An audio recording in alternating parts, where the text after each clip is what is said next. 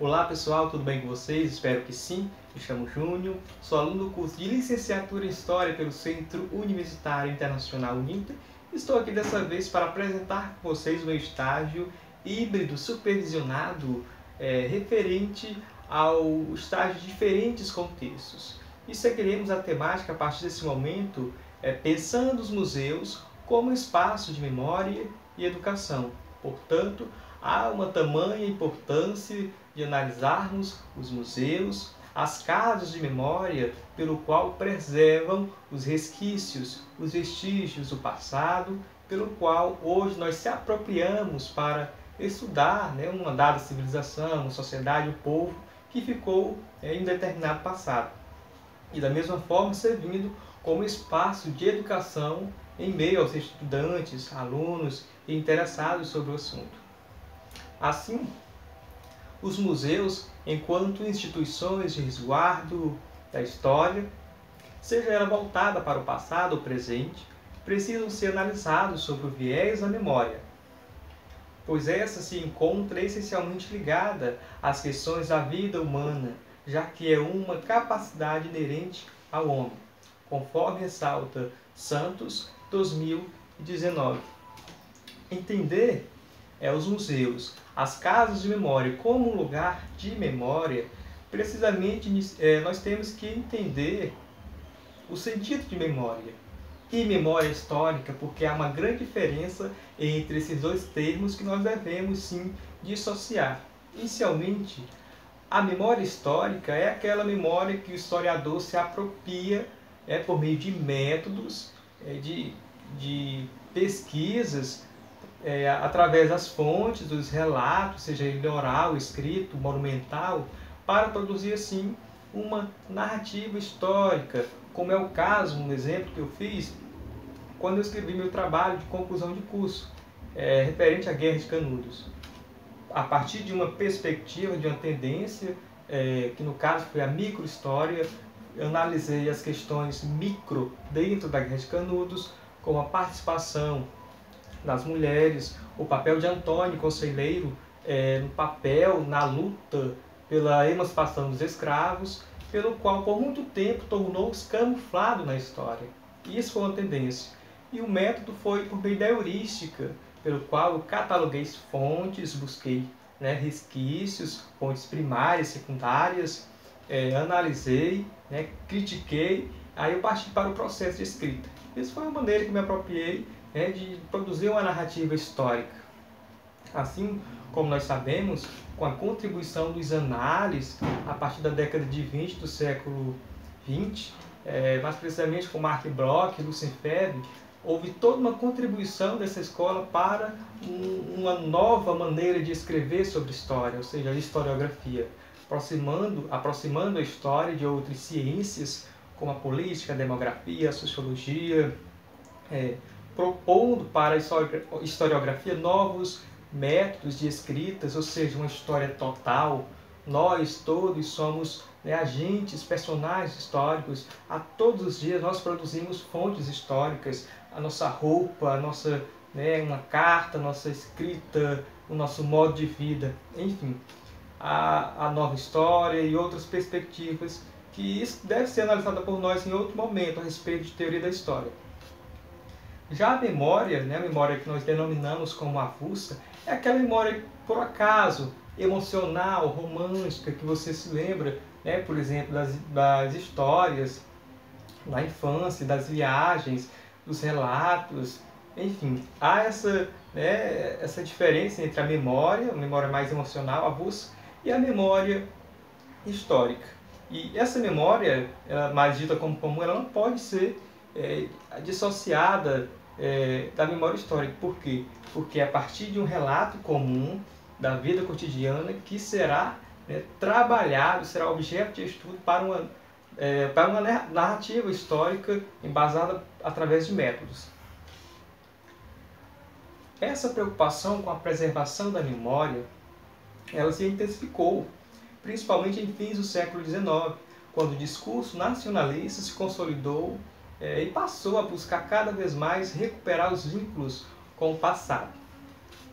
Nós sabemos, com a nascente proclamação da República, houve toda uma preocupação por meio de intelectuais e pela ala governamental de buscar identificar heróis nacionais, personagens históricos que representassem como símbolo de uma identidade comum nacional. Nesse caso, nós podemos citar como exemplo Tiradentes. Perceba que Tiradentes, no contexto de sua morte, mais precisamente em 1792, século XVIII, ele foi tratado, considerado como traidor da pátria, da coroa. Já com a nascente república, ele vai ser considerado como um herói de identidade comum.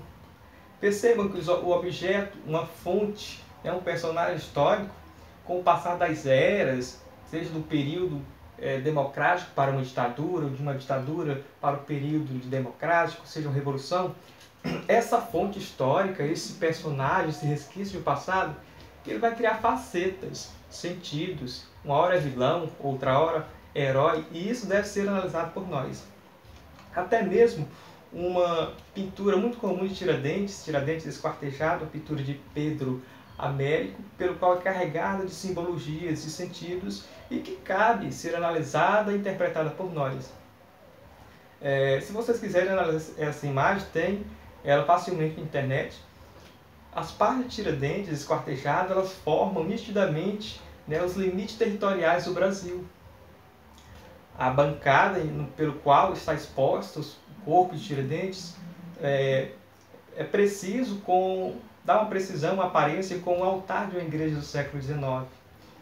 Percebam que é toda ela carregada de sentidos, de simbologias. A aparência, a fisionomia do rosto de Tiradentes com o rosto de Jesus Cristo, até mesmo um crucifixo perto do corpo. Ou seja, há toda carregada de intenções, de representações de um dado passado.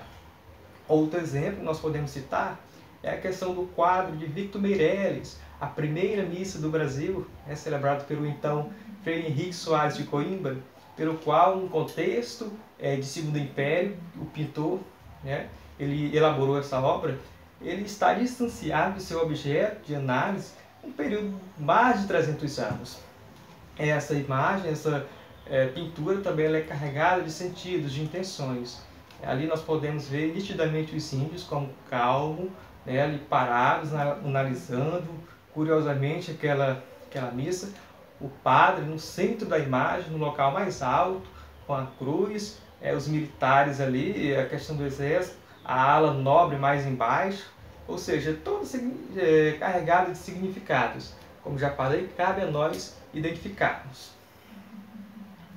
Um museu, diferentemente do que muitos imaginam, é um local de culto à memória, não um depósito de objetos antigos, desprezados pelo tempo, servindo, na verdade, para resguardar artefatos dos mais diversos que relembrem um fato ou qualquer outro elemento que importe para alguém ou para a cultura de um povo.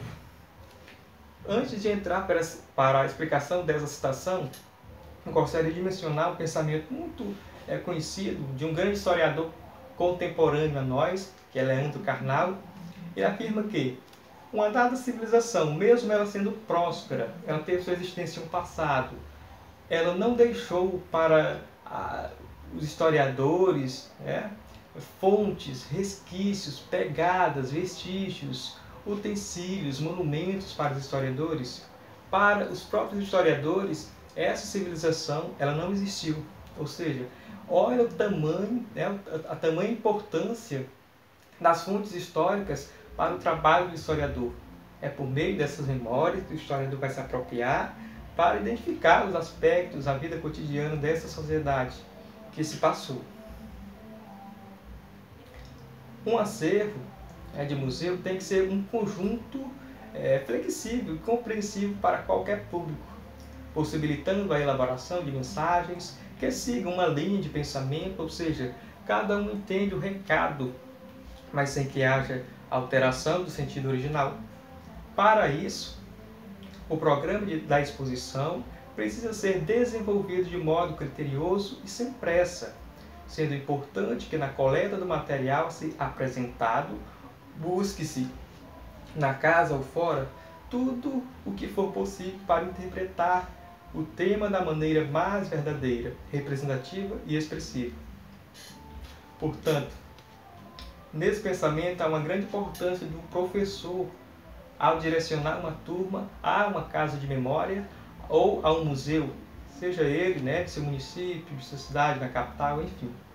Cabe a ele ajudar, auxiliar os alunos na interpretação daquelas fontes. Como já expliquei, como nós já sabemos, que cada fonte, cada documento, monumento, ele representa um sentido, representa intenções. Nós não podemos sair de um museu, de uma casa de memória, sem pelo menos interpretar aquilo que nos chama a atenção, interesse, porque há todo um leque de intenções que deve ser desencadeado por nós. O museu que tem a preocupação em seguir seus objetivos, ou seja, ser mais um instrumental a serviço da educação e do conhecimento, não deve somente expor, sem que haja antes análise acerca do significado do objeto, ou seja, seu contexto e sua significação para um grupo social, ou para a própria sociedade de modo geral. Não deve haver apenas a sacralização do objeto, isto é, este não deve ser somente algo referenciado e colocado como se estivesse em um altar, algo distante da realidade, ou seja, apertar naquela mesma tecla de buscar entender, de buscar sugar aqueles objetos que são expostos nos museus, perguntar qual sociedade pertenceu, qual era a função, qual contexto foi elaborado, foi encontrado, qual o propósito de estar ali, qual a contribuição daquela fonte histórica, daquele monumento para a nossa cidade, para a nossa região ou para o nosso país. Enfim, há um leque de análise que deve ser encadeado por nós. É preciso que a exposição provoque no visitante a vontade de ver cada parte que compõe a mesma, aguça a curiosidade de compreender sobre a história ou a cultura e seja mais um instrumental em favor do conhecimento e da troca de experiências. Ou seja, o museu precisa tornar uma casa de experiências, pois a leitura dos objetos expostos é subjetiva, é individual, baseando-se no ponto de vista do leitor. Precisamente, é muito interessante que depois da visita ao museu, com uma turma, com um grupo de estudo, ser tratado, fazer uma roda de debates e extrair de cada aluno, de cada participante, o seu sentido, a sua experiência que teve ao entrar em contato com essa casa de memória ou com esse museu. Isso é muito importante, fundamental no trabalho de pesquisa das casas de memória. Tem-se que aprender a ler o patrimônio e interpretar o objeto ou monumento. E não somente ler textos, mas tudo que pode auxiliar no conhecimento da história humana. Portanto, a história, a análise histórica, o estudo histórico, ele não se dá somente em textos escritos. Eis os museus, eis as fontes, os monumentos, os documentos históricos, os vestígios, os utensílios. Percebam que tudo é história. Os utensílios que pertenciam a um dado povo, qual a sua função, isso tudo é estudo, isso tudo é análise histórica ao nosso favor, para o nosso conhecimento como cidadão.